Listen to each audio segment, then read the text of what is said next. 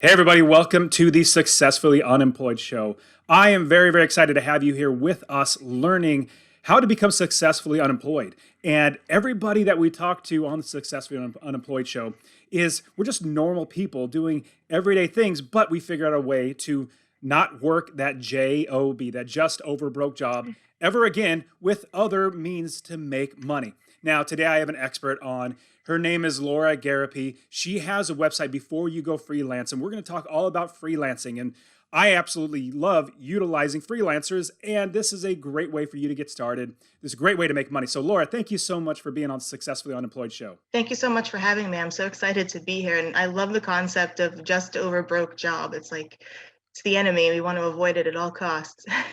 You're absolutely right, because our bosses are literally just paying us enough to keep us working and not quitting, but not so much as taking money out of their pocket.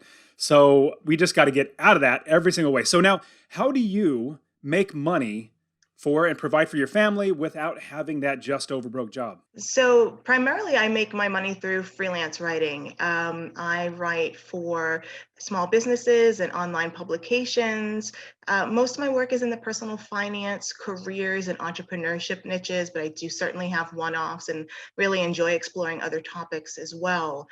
In addition to the writing, I am a business coach to new and aspiring freelancers. I just started that this year, so it's been awesome to help other people experience the same freedom and flexibility that I do, in addition to diversifying my own income streams to better my financial future. That's great. Yeah, I know. I personally love to have a river of income, basically one main stream of income so that I know that money's coming in. But then at the same time, once I have that river, mine is real estate. So I buy rental properties, been doing it for 15 years. And after I had so many properties, I realized, man, I don't have to work. And then I realized That's I awesome. should start getting other streams. So I have a river, but then I have plenty of streams of income. So I think you're definitely right on the track with that. Now, when you're talking about freelancing, it's not something you've been doing forever, but you got into. What were you doing before? Like, what were you working as a normal job, and then what got you in the transition to realize I want to be successfully unemployed and stop working for somebody else? So prior to going freelance, I was working in human resources for 10 years. It wasn't a bad job. I learned a lot. I didn't leave my last role because of a bad boss, as so many others do. But I just realized that a 9 to 5 wasn't letting me show up for my own life the way that I wanted to. I wanted to create work for myself that really let me live around my responsibilities for making money rather than, excuse me, I'd rather work around my life rather than live around my work.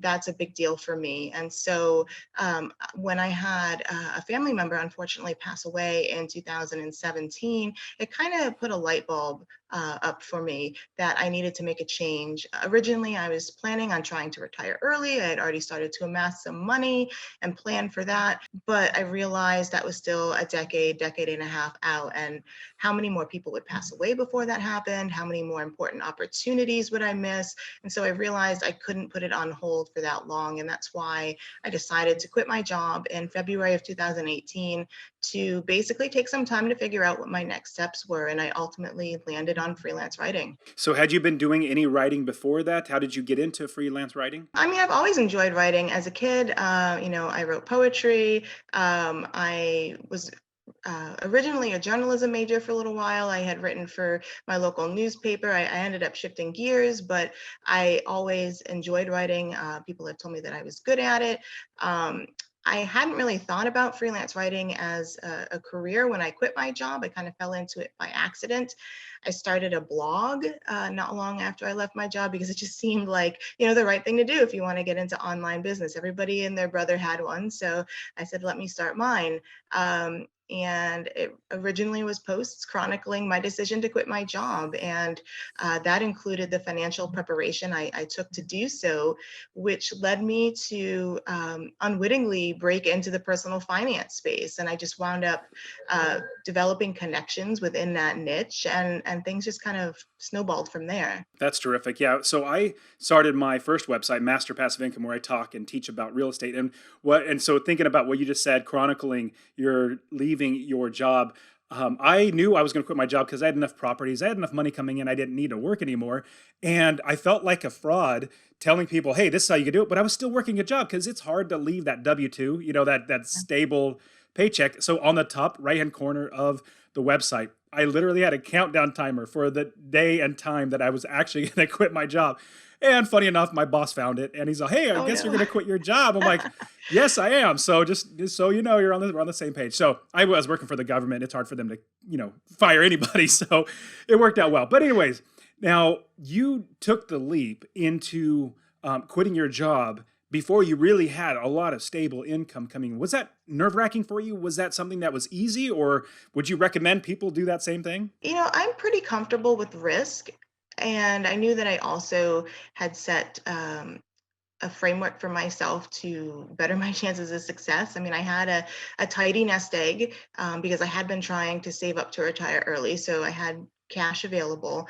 And then I also arranged for some part-time remote work for the early months so that I could continue to earn a little bit of money to prolong the life of my savings. So while it was a bit of a gamble, I don't feel like I went into it recklessly. That's awesome. Yeah, I'm much more. Well, I have wife and 4 kids, so I'm like the only one that's making money. She stays home, and she has the hard job of homeschooling the kids. I have the easy job of making money, and so I had to make sure that we still have a roof over our heads. So yeah, I love taking risks, but at the same time, calculated risks. So I love that. Now, if we are thinking about getting into freelance writing or being able to do things that are helping other people in their business and with writing or with anything that's freelancing, does it all go together, or are you thinking that freelancing is specifically writing, or would freelancing be video editing or whatever it might be? Is freelancing more than just writing, or what do you think? Oh, it's 100% more than just writing. I mean, you can offer pretty much any service as a freelancer, social media, virtual assistant, video editing, photography, marketing consultants, accountants. My accountant owns his own business. He doesn't work for someone else, and he specializes in helping freelancers with their financial needs. So as long as it's a legal service to offer, you can pretty much freelance any which way you want. That's super cool. I know I love having a side hustle in any different way. And you just literally listed like, seemed like 10 that anybody can absolutely do. So that's terrific. Now, if we were wanting to get into freelance writing, let's say it's writing specifically, because there's plenty of other ways, but let's just go down the route of writing because that's what you did. If we wanted to get started writing, would the first step be something like just writing on our own and publishing a blog? Or like, what do you think the first step would be to become or start getting out there as a freelance writer? Absolutely advocate starting with your own blog, especially if you've never been published somewhere else before. But I also advocate for building your network super early. So as you're launching your website, as you're writing as a labor of love to become known, to showcase your expertise, you should also be connecting with other people that you can help and that can help you. That might be other freelance writers that can advise you. That might be potential clients down the line. That might be other blogs within your space. A logical next step from writing for your own blog for free is writing for someone else's blog for free or for low money, just so you can say that you've been published somewhere else. You shouldn't stay in the no pay zone for too long, but it's absolutely a great way to start to build your portfolio. Would that also translate into other freelance type of gigs? Are you thinking that you really just get your stuff out there so people can see it and then start doing some a little bit for people for free so other people can get known and then transition into getting paid? Would that transition to all the different types of freelancing? I think it could. If you were a graphic designer, for example, you could do a basic logo for a small business for pro bono or for a low fee, just so you can say, hey, I've done this for someone else and they were happy with it. I can do the same for you. Yeah, I think that's a great idea. Now, as we are going forward in our freelancing, let's say we get started, we start a blog, and if it's doing graphic design, you even have a blog to show your portfolio. You're basically showing people what you can do. Like, here's what I've done and here's what I can probably do for you. Now, if we're transitioning from doing it ourselves on our blogs and then showing everything there, then we start reaching out to other people. How do we reach out to other sites or other companies to get them to literally just let us do things for free for them rather than help? Because I know sometimes people reach out to me and it feels like, well, it might be a little more effort on my part. Even though it's free, I don't know what I'm getting. What are your thoughts about getting started with getting other people willing to allow you to be on their platform? So I think it's about building rapport long before you make an ask. I'm not a fan of cold pitching to attract clients, nor am I a fan of being cold pitched. So, I mean, I think, if you see a blog that you might want to write a guest post for, connect with them on social media, share their stuff, comment, make sure that they know your name and they appreciate you to a degree before you land in their inbox asking for a favor. I think that's a brilliant idea because you're helping out the person first. Because I get pitches all the time. I have a number of different blogs. I get pitches all the time for people. Hey, I'll write for free for you. I'm like, well, yeah, I appreciate that, but I got a lot of other writers as well as I don't know your stuff. All that sort of like I know it's going to help you so much more than it would help me, and I always get a lot more, or I feel much more encouraged to go with somebody when they've already been, like you said, sharing my things on social media, tagging me and saying, hey, here's Dustin. He's got this great article. Check this out. Or there's a video, or really promoting me first. I'm like, hey, this person's really going the extra step rather than just sending out a cold email saying, hey, I'm a writer and I saw your blog and I saw this one page or this one blog post you did. It was fantastic. I didn't actually read it. They don't say this, but it just, they didn't actually read it and Yeah. they moved on and just emailed you. So now I think that's great. So that's fantastic advice. As we start doing that, we start giving to the people we want to actually work with. Then do we reach out to them in an email or like social media? What's your best way with networking further beyond just, random sharing a post and tagging? I mean, I think email is fine, or you can slide into a DM. But the key is to make sure that they're going to know who you are first. So I think the method by which you communicate is less important than how you make the approach. I think that's a great idea. I completely agree.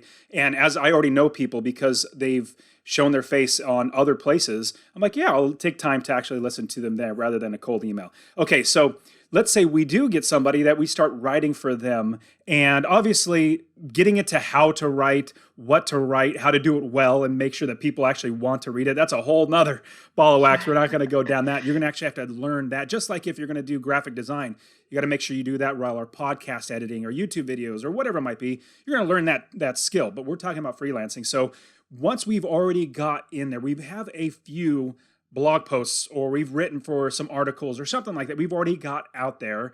How do we then transition to actually start asking for money? Because that's kind of scary to say, well, now here's my fee. It's $5. Well, $5 is nothing compared to what most people pay. But how do we then transition to start asking for money? So I think if you write a guest post for a website that hires freelancers and they're happy with the guest post that you've provided, it's totally okay to say, hey, I've enjoyed working with you. I'd love to continue our relationship and join your freelance team.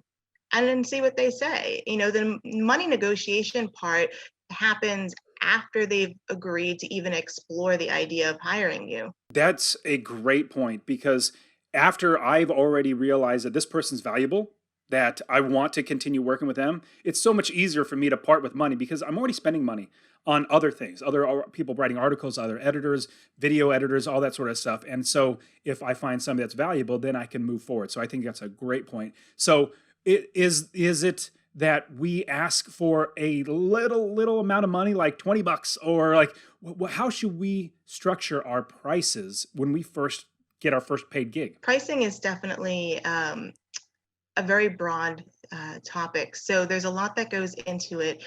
Certainly your experience does factor in. Someone that's been doing it for 10 years is going to command a higher rate, but you also have to consider the client. If it's just another small blog or website or business, they're going to have less of a budget than a major corporation. You have to consider the scope of the project. So, if someone wants me to write a 500-word blog post, it's going to cost considerably less than a 2,000-word blog post.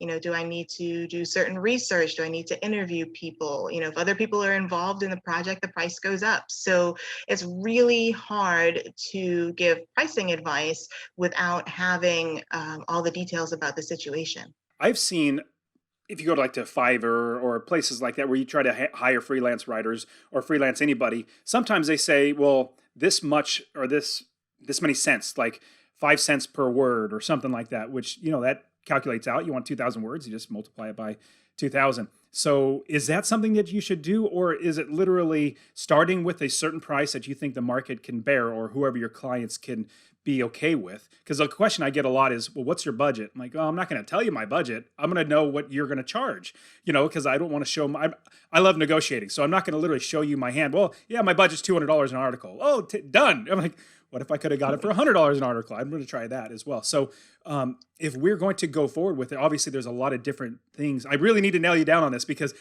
as we're going to get started, that's the biggest question. What should we start with? Should we start with a lower dollar amount? Should we start a little higher? What are your thoughts? Well, when you're getting started, I think that, certainly you should think about the going rate, which you can learn about by networking with other freelancers, but also have some flexibility. So if the going rate for a smallish blog for a 1,000-word blog post is $150, say, maybe you start with that.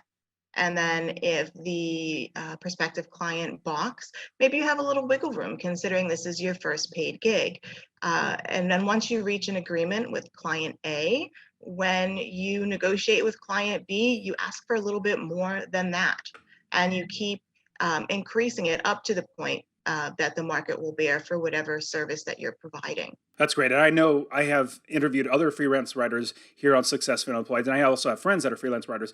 If they've been doing it for a long time, they're in big publications, big newspapers or big websites.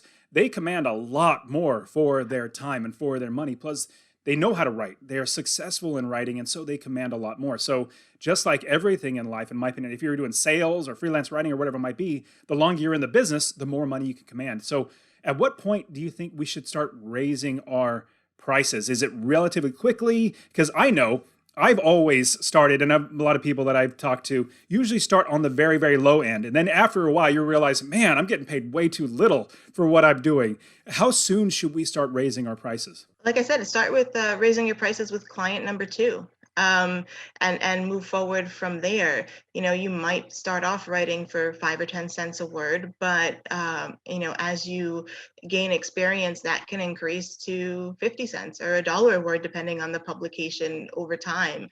It's in your best interest to move yourself along the income spectrum as soon as possible. And kind of circling back to an earlier point you made regarding trying to find work on platforms like Fiverr and Upwork, I think that can be an okay strategy when you're first starting out. But honestly, a lot of the gigs there are low paying, and there's a lot of competition for them. And so while there are some folks that make a decent living on those platforms, I think they're an exception rather than the rule. So you'd be better off trying to land work outside of those platforms, especially once you have your initial portfolio up and running. And another point to using those platforms is they take a cut of your earnings. So you get A big your cut. agreed 20% in some cases. You have your agreed upon rate, the platform takes 20%, then you have taxes coming out of that, which includes the self-employment tax, and what you have left over, it may not be enough to make the gig worth your while. So it's definitely in your best interest to try and land work outside of those platforms. Now, I want to touch on what you talked about a little bit earlier in networking and finding clients outside of things like Fiverr and Upwork. And I personally love going to conferences that have people that are either going to be clientele for me potentially, or even just networking to know people in the space who then would know other people. Like you and I, we met through a mutual friend, and she said, "Hey, I want you to interview Laura." I was like, "Okay, let's do it. If you suggest Laura, I think it's going to be great. So let's go ahead and do it," because I know my friend and I met her through a conference, as well as just know the space. And so as you network, talk to us a little bit about how to actually get moving in networking. Because if you haven't ever networked before, it's going to be rather hard, especially if you're an introvert. It might be much harder. How would we get started networking? So I personally am on the introverted side. And I've had to kind of break through that in order to be successful in meeting people. I think the internet helps with that. So you're not necessarily in the middle of a crowded room all of the time. You can be interacting more on a one-to-one basis. But circling back to how you would go about landing maybe your first pro bono portfolio building gigs, you are being of service to people. And I think that is fundamental to networking for any purpose. You find people online. You could just do basic searches for blogs pertaining to this, or companies that do X, or freelancers who specialize in Y. And then you just follow them on social media, and you have a dialogue with them. You build rapport through their posts. Maybe they even reciprocate so that your material gets put in front of other people's eyes. And that's another thing, is putting out your own content is a great way to network too and catch other people's attention, because it gives you the opportunity to showcase your expertise. And I certainly agree with going to conferences. I've met a number of folks at those types of large live events. Even though they may make me feel a little uncomfortable due to being an introvert, it's absolutely 100% worth it, because you get to make so many connections in such a short period of time. And you never know where those connections are going to lead to. I met our mutual friend through different circles associated with a conference. Pretty sure we're talking about the same one. And she linked me up with you. So, I had seen you online, but I wasn't completely aware of you until I had spoken with our mutual friend. So it's just kind of amazing what can come out of just knowing a couple of people, and then your circle, as you nurture it, will naturally expand. For everybody listening to this, if you've ever been at a conference for your job, this is nothing like that. This is a personal conference that you're going to build your own business. So when I was working a job, I would go to conferences and they were horrible. I mean, I literally didn't want to talk to anybody. I literally did not network with anybody. I just went to the classes or whatever sessions they had, and then left and just checked that off. And obviously it was like, okay, I can get out of the sessions. Let me sneak out. Let me go get some lunch or whatever it might be, or you go see the town. But this is so not that. The first conference that I went to for myself, I went into it kind of like my conference history with my job. And then quickly I realized, I had a really good friend, his name's Tom Sylvester, really good friend, say, dude, this is not about you learning more. You can find all the stuff online.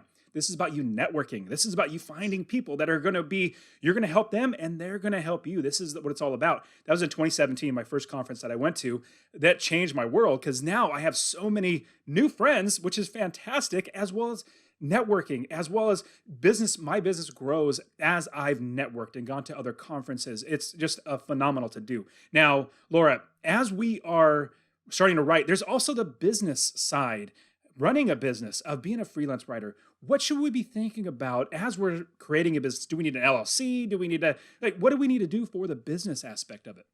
Forming an LLC can give you a degree of legitimacy in terms of perception. It also helps you to separate your business and personal affairs from a legal perspective. So there's benefits to that. I have an LLC. I don't necessarily think you need to form one the minute you book your first freelance client. Maybe that's something that you do once you're feeling more established, once you say, hey, this is really something I'm going to go with for the long haul. I think probably the more important bit is to really think about dividing your personal and business finances. Have a separate account for any expenses related to your business, for any income related to your business. It's going to make your job a lot easier for tax time. And speaking of taxes, when you work for yourself, you have to pay all of your Medicare and Social Security taxes, whereas your employer was paying half for you. And so you have to set aside money to cover that, as well as any federal or state or local income taxes. So that way, when you file your taxes, you're not caught having to scramble to come up with that money if you've been saving it all along. You also need to file them quarterly instead of annually. So there's a lot that goes into managing your finances as a business owner, especially as you start to gain traction and start to earn more money and incur more expenses in the building and maintenance of your enterprise. So would it be smart to go ahead and, as soon as you get started, you start making a little bit of money, should we get like a bookkeeper or an accountant, or is that something that we can do on our own, like with an Excel sheet, making sure we open up a different business account? Like, can we do all that stuff on our own? I think you can DIY it early on. As you grow and things get more complicated, it may be beneficial to hire help for that.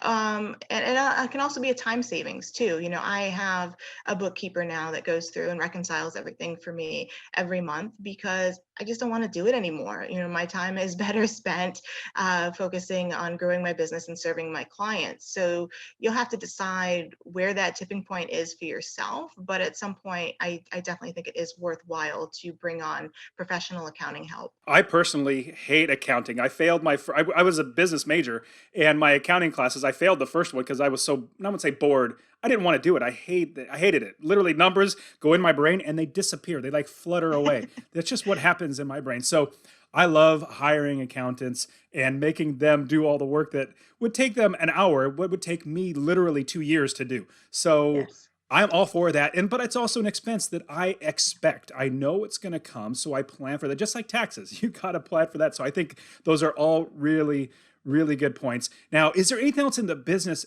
realm that we should be concerned about? Now, you brought up a lot of things like taxes and things like that, which you definitely, everybody listening to this should go and do your own research to figure out, because everything Laura said is right.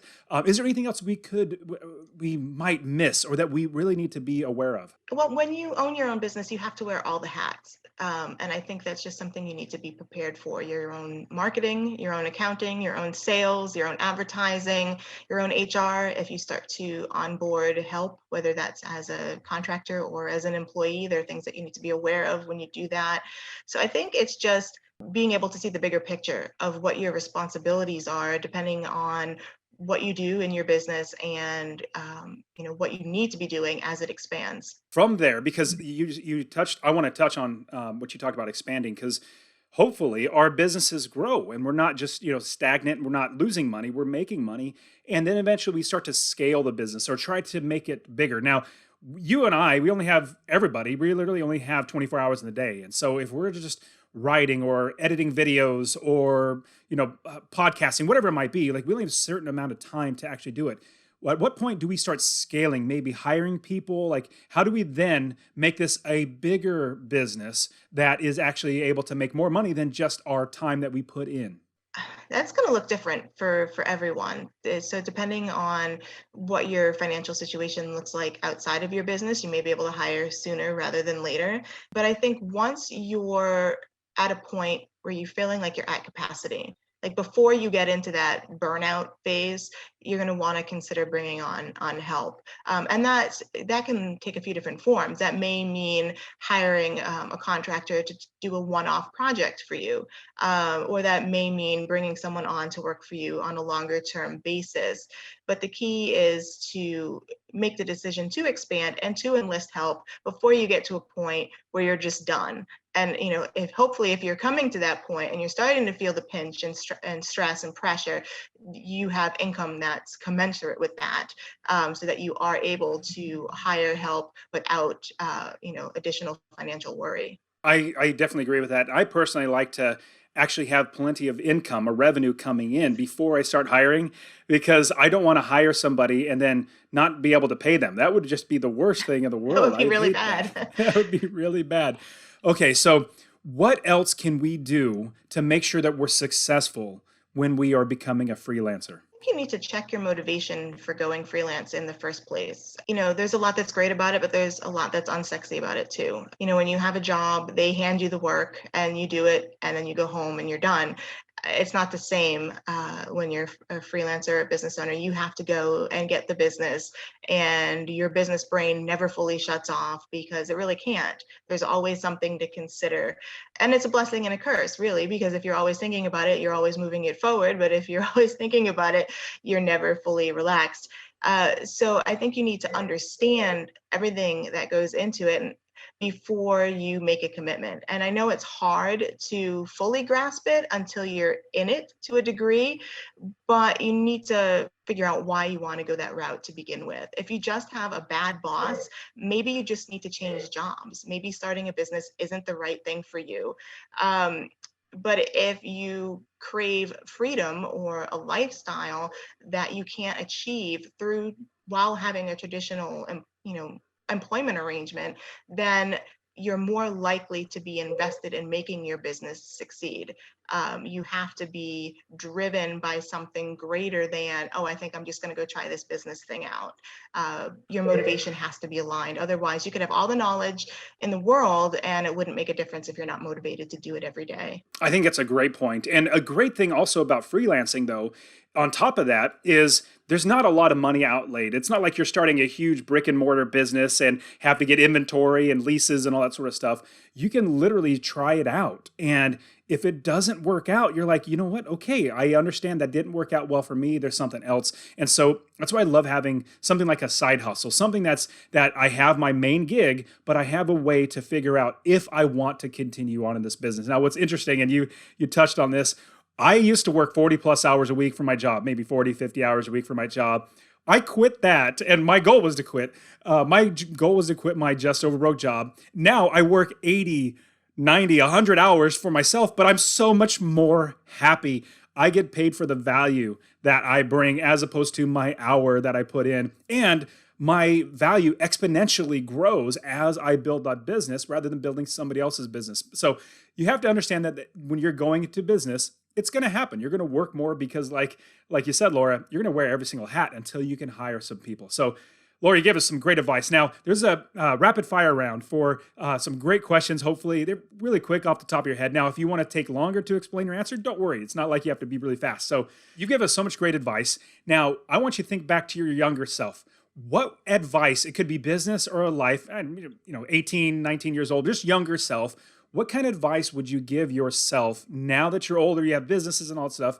What advice would you give yourself? Save money earlier because it gives you um, wiggle room to explore opportunities. If you have the cash in the bank, it gives you the freedom. That's a great, great point. I love that idea. I didn't learn to save. I learned not to go in debt when I was younger. My parents said, don't go in debt, always pay off your credit card, which is great.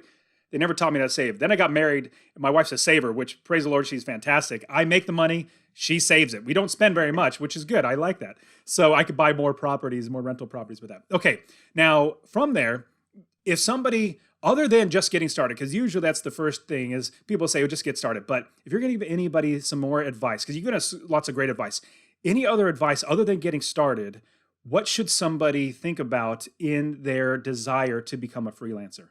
You have to know your why, and it ties back into the motivation aspect because if you have your why at the forefront, it will guide every business decision that you make. So if you're going freelance or starting a business because you want to make an unlimited amount of money where you couldn't in your W-2 job, then you probably will accept more work and you'll put more hours into growing that business. But if you decide that you want to go freelance because you want to have more work-life balance, because you want to have greater schedule flexibility, maybe you don't jump on every single opportunity. Maybe you don't work 100 hours. I know I don't. I appreciate your hustle and your dedication, but that wouldn't be right for my lifestyle. And so if you have that underlying why at the forefront of your mind every single day, it becomes easier to say yes and to say no to various things that come along. I think that's a great point. On top of that, if you know your why, when it gets hard, you think back to your why and like, this is why I'm doing it. Let me push through this hard time because hard times come and go. But as you keep growing your business, it's going to get better and better. So, next question is, what is one good book? It could be, or definitely nonfiction, but it could be business, it could be life. Is there one book that you would recommend us to read? I really enjoyed Your Money or Your Life by Vicki Robin. I think it was eye-opening to see how basically people are conditioned to trade their lives for stuff, and how you can go about breaking free of that. So that's one book I think everyone should peruse. That's great. Now, what is one app or tool? It could be a piece of paper and a pencil that you use every day that other people that we should look into using. Sticky notes. They're not eco-friendly, but they help me stay organized. They help me capture ideas in the moment when I don't have time to fully explore them. My desk is covered with them. My tack board is full of them.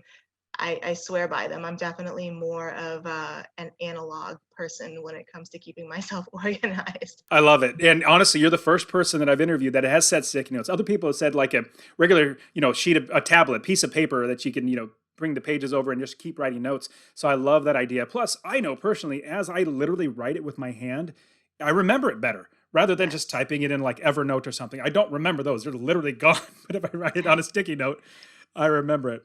Awesome. So, Laura, you give us so much great advice. I know everybody's gonna want to reach out to you and find you. How can they find you? How can they reach out to you? Where can they go and look you up?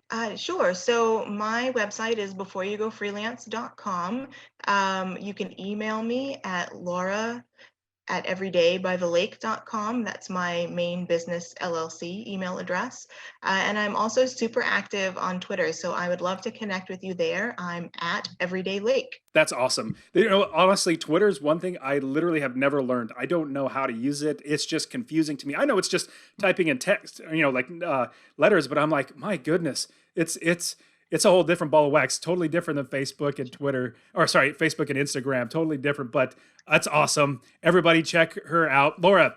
You've given us so much great advice. I really, really appreciate your time. Thank you very much for coming on the Successfully Unemployed show. Thank you for having me. I enjoyed our conversation, and I hope it's been helpful to your listeners. And I look forward to hearing from any of them.